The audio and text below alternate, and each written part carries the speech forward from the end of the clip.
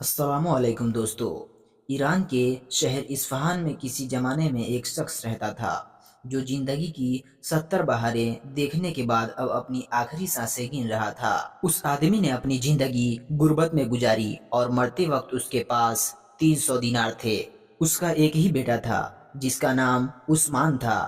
جب اس کی طبیعت بہت زیادہ خراب ہو گئی تو اس نے اپنے بیٹے کو اپنے پاس بلایا اور اپنی آخری خواہش کا اظہار کرنے لگا۔ وہ کہنے لگا، بیٹا، میرے پاس تمہارے لیے کوئی زیادہ مال و دولت تو نہیں، لیکن 300 دینار تمہارے لیے چھوڑ کر جا رہا ہوں۔ میری آخری خواہش ہے کہ تم اس رقم کو کسی اور جگہ خرچ کیے بجائے نصیحت فروش کے پاس جاؤ اور اس رقم سے نصیحت کی دولت خریدو اور جیسا کہے ویسا کرو۔ اس کے چند ہی دنوں بعد وہ آدمی اس دنیا سے رخصت ہو گیا۔ والد کی وفات کے کچھ ہی دنوں بعد عثمان خود سے کہنے لگا، مجھے اپنے والد کی آخری خواہش پوری کرنی چاہیے۔ چنانچہ اس نے 300 دینار لیے اور نصیحت فروش کے پاس جا کر کہنے لگا، میرے پاس 100 دینار ہے، اگر تم مجھے ایک نصیحت دو گے تو میں تمہیں 100 دینار دوں گا۔ نصیحت فروش نے عثمان سے 100 دینار لیے اور کہنے لگا، سردیوں میں جب آسمان پر بادل ہو تو باہر کبھی نہ جانا۔ اتنا کہنے کے بعد وہ خاموش ہو گیا۔ عثمان اب خود سے کہنے لگا، 100 دینار میں بس اتنی سی بات۔ اس نے دل میں سوچا کہ ایک اور کوشش کرتا ہوں، اس مرتبہ یہ ضرور کوئی خاص بات بتائے گا۔ کہنے لگا، میرے پاس 100 دینار اور بھی ہے، وہ بھی میں تمہیں دوں گا، مجھے کوئی اچھی سی نصیحت کرو۔ پھر اس نے رقم نکالی اور نصیحت فروش کو دیا۔ نصیحت فروش کہنے لگا، جب بھی تم کسی کبوتر، کتے اور بلی کو فروخت ہوتے دیکھو تو ان کو فوراً خرید لو، چاہے قیمت جو بھی ہو، اور ان کا اچھے سے خیال رکھنا۔ اور اس نے مزید کچھ نہیں کہا اور پھر خاموش ہو گیا۔ عثمان نے آخری 100 دینار بھی نکالے اور نصیحت فروش کو دے دیا۔ اس مرتبہ نصیحت فروش کہنے لگا، کبھی کسی کو اپنی راز مت بتانا اور کبھی بھی کسی باہر کی عورت کو اپنے گھر میں داخل مت ہونے دینا۔ اس نے اتنا کہا اور پھر خاموش ہو گیا۔ عثمان اپنی ساری دولت اس نصیحت فروش کو دے کر گھر روانہ ہو گیا۔ کچھ وقت گزرا اور جب سردیوں کا موسم آیا تو عثمان اپنے دوستوں کے ساتھ ایک جگہ سفر کرنے کا ارادہ کیا۔ اس کے راستے میں ایک مشکل اور خطرناک پہاڑ تھا۔ ان دوستوں نے سفر کی تیاری کی، لیکن جب سفر پر روانہ ہونے لگے تو آسمان کی طرف دیکھا تو بادل کا ایک ٹکڑا نظر آیا۔ عثمان کو اپنی خریدی ہوئی نصیحت یاد آئی اور وہ خود سے کہنے لگا، میں نے 300 دینار میں نصیحت خرید رکھی ہے، لگتا ہے اب اس پر عمل کرنے کا وقت آ گیا ہے۔ وہ اپنے دوستوں سے کہنے لگا، آج سفر نہیں کرتے ہیں، ہم کل صبح روانہ ہوں گے۔ لیکن دوست کہنے لگے، ابھی تو موسم ٹھیک ہے، اگر تم آنا چاہتے ہو تو آؤ، ورنہ ہم جا رہے ہیں۔ عثمان نے جواب دیا، میں ابھی نہیں جا رہا، تم لوگ اپنی مرضی کے مطابق جاتے ہو تو جاؤ۔ اس کے دوست کہنے لگے، ڈرپوک کہیں کا، جاؤ تم گھر واپس جاؤ۔ یہ کہنے کے بعد وہ تینوں دوست سفر پر نکل گئے اور پہاڑ کی گھاٹی کے سرے پر جا پہنچے۔ وہاں انہوں نے دیکھا کہ اچانک ایک بادل اٹھا اور موسم خراب ہونے لگا، بجلی کڑکی اور ایک برفانی طوفان آیا۔ بدقسمتی سے تینوں دوست طوفان کی زد میں آ کر وہیں مارے گئے۔ جب صبح ہوئی تو آسمان صاف ہو گیا اور ہوا گرم اور خوشگوار ہو گئی۔ عثمان نے سفر شروع کیا اور پہاڑ کی طرف روانہ ہوا۔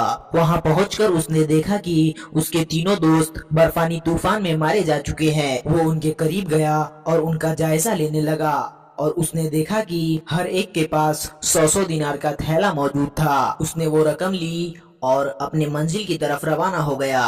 اب عثمان نے دیکھ لیا کہ پہلی نصیحت سچ ثابت ہو چکی تھی۔ اگر اس نے باپ کی کہی نصیحت پر عمل نہ کیا ہوتا اور اس نے نصیحت نہ خریدی ہوتی تو وہ بھی آج ان کے ساتھ مارا جاتا۔ لیکن وہ نہ صرف اپنی منزل تک بحفاظت پہنچا بلکہ اس نے نصیحت فروش کو جو رقم دی تھی وہ بھی اسے واپس مل گئی۔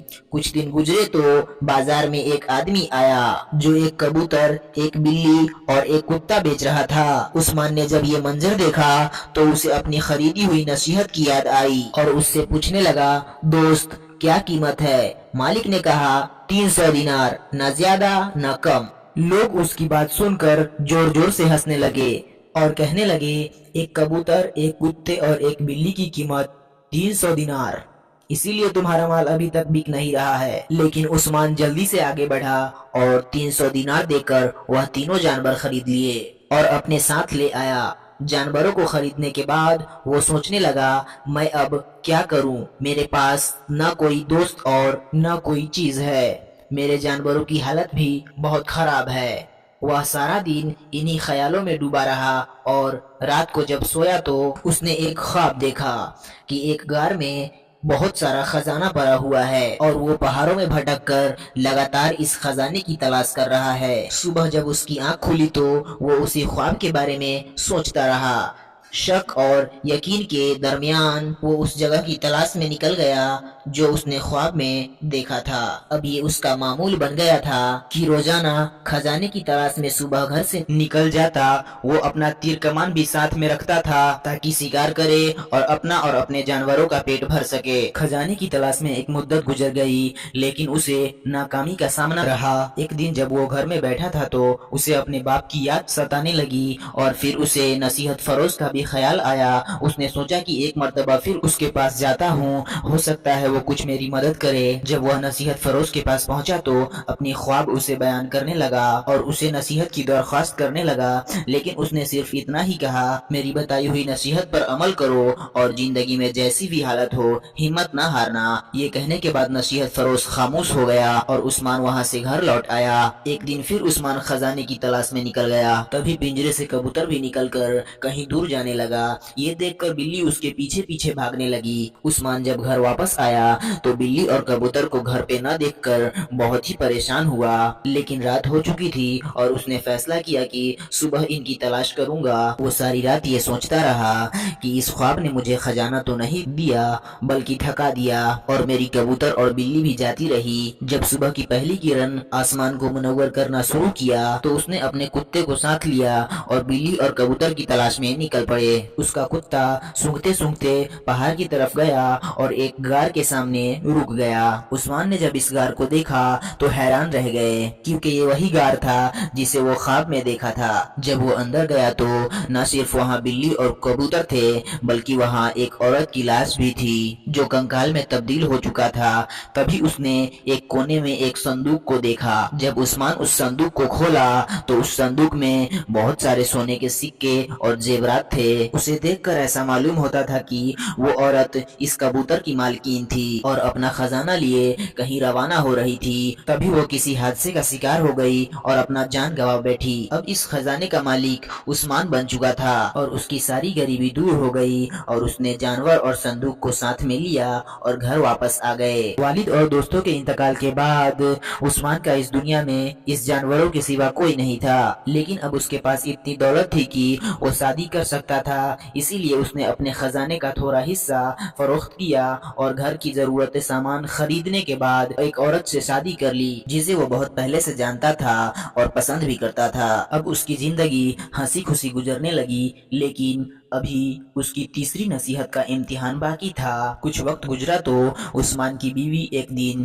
اس سے پوچھنے لگی، تم نے آج تک مجھے نہیں بتایا کہ تمہارے دن کیسے بدل گئے؟ جس انسان کے پاس 2 وقت کی روٹی میسر نہ تھی وہ اتنا امیر کیسے بن گیا؟ آخر وہ کون سا راز ہے جو مجھ سے آج تک چھپاتے آ رہے ہو؟ عثمان چونکہ نصیحت کا پابند تھا اسی لیے ایسے سوالوں کو ہمیشہ ٹال دیا کرتا تھا۔ کچھ وقت گزرا تو عثمان سوچنے لگا، یہ عورت میری بیوی ہے اور میاں بیوی کے درمیان کوئی راز نہیں ہونا چاہیے۔ آخرکار اس نے اپنے خواب اور اپنے خزانے کا سارا واقعہ اپنے بیوی کو بتا دیا۔ زندگی چلتی رہی اور وقت یوں ہی گزرتا رہا۔ اتفاق سے اسی شہر میں ایک مکار بڑھیا رہتی تھی جو ٹھگوں کے گروہ کی سردار تھی اور اسے اس خزانے کا علم ہو چکا تھا۔ اب اس کی نظر عثمان کے اسی دولت پر تھی۔ بڑھیا نے ایک چال چلی اور فقیر کا روپ لے کر عثمان کے دروازے پر جا پہنچی۔ جب عثمان گھر پر نہیں تھا تو اس نے दरवाजे पर दस्तक दी और उसकी बीवी के सामने बेहोश होने का नाटक करने लगी। उस्मान की बीवी रहम दिल थी, वो उसे अंदर ले आई और उस बुढ़िया का खिदमत करने लगी। अब उस बुढ़िया ने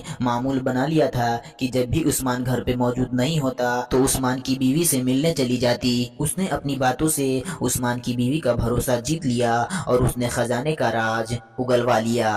उसे जैसे ही इस बात का पता चला उसने खजाने को गायब कर दिया। कुछ दिन गुजरे तो उस्मान अपनी बीवी से कहने लगा, अब हमें इस खजाने को बेच देना चाहिए और जो रकम मिले उसे तिजारत की सिलसिले शुरू करने चाहिए, क्योंकि परी परी दौलत की कुआं ही क्यों ना हो, वो भी एक न एक दिन खाली हो ही जाता है। जब वो अपने बीवी के साथ उस कमरे में पहुंचा तो उसके पैरों तले जमीन खिसक गई। खजाने से भरा संदूक वहां से गायब हो चुका था। तलाश करने की लाख कोशिश की मगर संदूक मिलता भी तो कैसे, उसे तो मक्कार बुढ़िया ने गायब कर दिया था। मायूसी के आलम में उस्मान ने अपनी बीवी से गुस्से में पूछा कि बाहर से कोई औरत हमारे घर में कदम रखा था। उसकी बीवी ने तमाम वाकया सुनाया तो उस्मान को फौरन वो नसीहत याद आई कि कभी किसी औरत को अपने घर में न आने देना। उस्मान को फौरन एहसास हुआ कि उसने नसीहत फरोश की आखिरी नसीहत पर अमल नहीं किया था। उसके चेहरे पर परेशानी छा गई। वो धीरे धीरे सर पकड़कर बैठ गया और अफसोस से बोला, अगर मैंने नसीहत फरोश की आखिरी नसीहत पर अमल किया होता तो आज ये दिन न देखना पड़ता। फिर अचानक उसे याद आया कि नसीहत फरोश ने ये भी कहा था कि कभी हिम्मत न हारना और अपने फैसलों से सीखते रहना। उस्मान को एहसास हो गया और उसे सबक मिल चुका था कि उसके बूढ़े बाप ने उसे नसीहत फरोश के पास क्यों भेजा था। दौलत से ज्यादा अहम जिंदगी में नसीहत का होता है। खजाना खोने के बावजूद उस्मान इस बात पर इकरार कर चुका था कि